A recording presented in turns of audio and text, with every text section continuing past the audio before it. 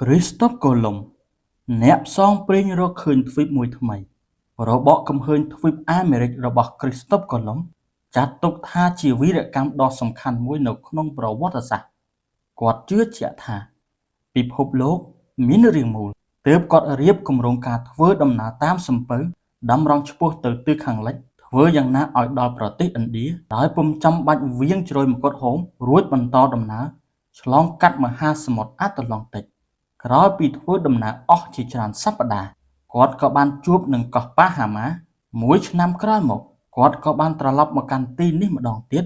ហើយបានរកឃើញដែនដីដ៏ធំមហិមារបស់ទ្វីបអាមេរិកខាងជើងនិងអាមេរិកខាងត្បូង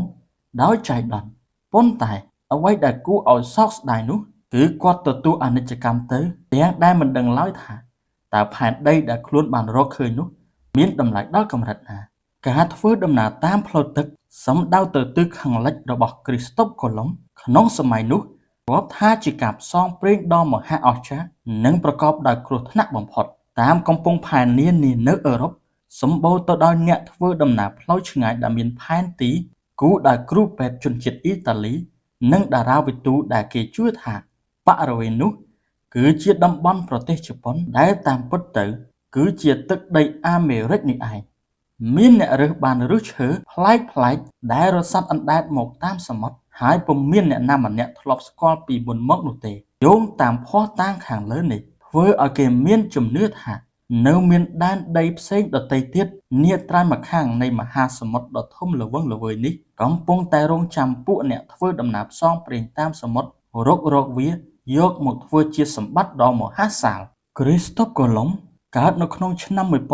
1451ជាកូនប្រុសច្បងរបស់អ្នកតម្បាញនិងអ្នកមើលខុសត្រូវក្នុងហាងលក់ដូរមួយតាំងពីកើតមកដល់អាយុ23ឆ្នាំពុំមានអ្នកណាដឹងថាតើគេធ្លាប់ប្រកបរបរអ្វីនោះទេគឺបានត្រឹមតែស្មានថា Christophe Colomb គឺជាអ្នកសម្អាតរោមឈាមនិងធ្លាប់ធ្វើជាជាងតម្បាញមួយរយៈបន្ទាប់មកក៏ចាប់ផ្ដើមធ្វើជាអ្នកដើរផ្សងព្រេងតាមសមុទ្រតែប៉ុណ្ណោះ Genoa គឺជាទឹកដីដ៏ល្បីរន្ទឺរបស់ពួកអ្នកដើរសមុទ្រនៅតាមឆ្នេរសមុទ្រកកកុញទៅដោយសំពៅផ្សងព្រេងជាច្រើនទូកដែលមានសំណាងបំផុតរបស់ Christophe Colomb គឺទូកធ្វើដំណើរទៅព័រទុយហ្គាល់ទូកនោះត្រូវលិចធ្វើឲ្យ Christophe Colomb ខិតខំហែលទឹកទៅដល់កោះឡាកូសរួចក៏បន្តដំណើរទៅកាន់ទីក្រុង Lisbon ជាទីក្រុងកំពង់ផែសម្បូរដោយអ្នកឧបត្ថម្ភដល់ក្រុមអ្នកធ្វើដំណើរផ្សងព្រេងតាមសមុទ្រ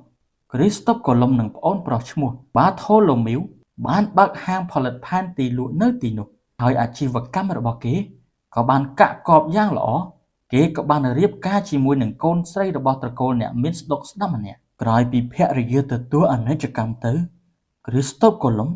ក៏មានគំនិតចង់ធ្វើដំណើរផ្សងព្រេងទៅកាន់ដែនដីលោកខាងកើតដោយជិះសំពៅតម្រង់ទៅតាមទិសខាងលិចរហូត Christophe Colomb បានស្នើគម្រោងនេះទៅកាន់ក្សត្រប្រទេសព័រទុយហ្គាល់តែពុំបានសម្រេចតែទីបំផុតគេក៏ទទួលបានជំនួយឧបត្ថម្ភពីព្រះចៅ Ferdinand និងព្រះនាង Isabella នៃប្រទេសអេស្ប៉ាញដោយទទួលព្រះរាជទានសំពៅចំនួន3គ្រឿងគឺ Pinta, Nina និង Santa Maria ដែលមានខ្នាតធំល្មមតែមាំល្អខ្លាំងណាស់ប្រសិនបើមានអាកាសធាតុស្រឡះវាមានល្បឿនលឿនជាងទូកធម្មតាតែបើពេលស្ងប់ខ្យល់វិញគេអាចប្រើច្រវាក់អុំក៏បាននៅក្នុងសំពៅនីមួយៗមានបន្ទប់សម្រាប់កាពីតែនចំណែកក្រុមកម្មករត្រូវដេកនៅកណ្ដាលវាលគេចម្អិនអាហារនិងចង្ក្រាននៅចំកណ្ដាលសំពៅក្នុងមួយថ្ងៃម្ដងឯក្រុមអ្នកយាមតែងផ្លាស់ប្ដូរគ្នាយាមជាពីរវេនកំណត់ពេលវេលាដោយនាឡិកាខ្សាច់ Saint Glass ដែលយកខ្នាតរាប់សារជាថ្មីនៅរាល់កន្លះម៉ោងម្ដងសំពៅទាំង3គ្រឿងនេះមានមនុស្សសរុបចំនួន87នាក់រួមទាំងគ្រូពេទ្យ3នាក់អ្នកបណ្ដាបន្ទប់ Christophe Colomb ម្នាក់អ្នកបកប្រែម្នាក់និងតំណាងរបស់ម្ចាស់ក្សត្រីម្នាក់នៅចាំទុកដាក់មាសពេជ្រកែវកងដែលពួកគេរកបានអំពីការរាំច្រៀងនិងប្រគំតន្ត្រីវិញភាគច្រើនសុទ្ធតែជាក្មេងដែលនៅជាន់លើនៃសំពៅពួកគេតែងតែច្រៀងបទភ្លេងខ្លីៗរាល់ពេលត្រឡប់នាឡិកាឬបម្រើអាហារម្ដងហើយនៅពេលរាត្រីសមាជិកនៅលើសំពៅទាំងអស់ច្រើនតែនាំគ្នាច្រៀងបន់ស្រន់ព្រះជាម្ចាស់ដែលភាគច្រើនគឺបទព្រះម៉ែម៉ារីយ៉ាជាអ្នកជួយឲ្យរួចផុតពីគ្រោះភ័យទាំងឡាយ Christophe Colomb មានភាពប៉ិនប្រសប់ខាងដើរសំពៅធ្វើឲ្យសមាជិកក្រុមអ្នករួមដំណើរជាមួយ នាំគ្នាកោតសរសើរជាខ្លាំងជនជាតិព័រទុយហ្គាល់ជាច្រើនបានព្យាយាមផ្សងព្រេងរុករកទ្វីបអាមេរិកដូចគ្នាដោយចាប់ផ្ដើមចេញដំណើរងាកទៅទិសខាងជើងហើយត្រូវទៅជាប់នៅក្រោមកម្លាំងខ្យល់បញ្ច្រាសដ៏ខ្លាំងពីទិសខាងលិចរារាំងដំណើរចំណែកឯគ្រីស្តុបកូឡុំចេញដំណើរងាកមកទិសខាងត្បូងទើបមានខ្យល់ពីកើតជួយជំរុញឲ្យសំពៅអាចឆ្លងមហាសមុទ្របានយ៉ាងងាយស្រួលលុះពេលទៅជាប់ស្ទះនៅនឹងវាលសមុទ្រខ្សាច់សាកាសូកាពីតែនក៏ប្រាប់ឲ្យគេបដូរទិសដៅដែលគ្រីស្តុបកូឡុំមិនព្រមធ្វើតាមនោះទេគេឲ្យបង្វែរសំពៅងាកទៅទិសខាងនិរតីតម្រង់ទៅតាមទិសរបស់ពងសត្វស្លាបដែលកំពុងតែហើរទៅទិសនោះដែរព្រោះគេគិតថាពួកសត្វទាំងនោះពិតជាធ្វើដំណើរទៅកាន់ដែនដីណាមួយហើយទីបំផុតពួកគេក៏បានទៅដល់កោះសានសាល់វ៉ាដឺដែលស្ថិតនៅក្នុងក្រុមកោះបាហាម៉ាឈ្មោះដែលគ្រីស្តុបកូឡុំបានដាក់ឲ្យបន្ទាប់មកទៀតពួកគេដើររកមើលផ្លូវចេញពីកោះនោះ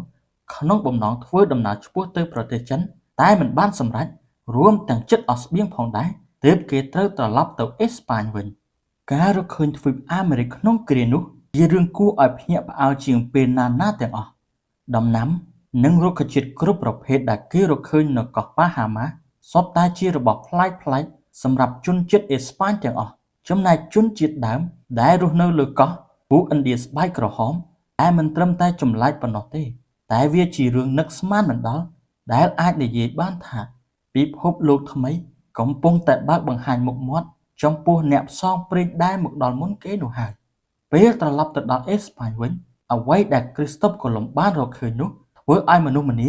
មានការភ្ញាក់ផ្អើលជាខ្លាំងមានការដង្ហែក្បួនអបអរសាទរនៅតាមផ្លូវថ្នល់នៃទីក្រុងនានារបស់អេស្ប៉ាញ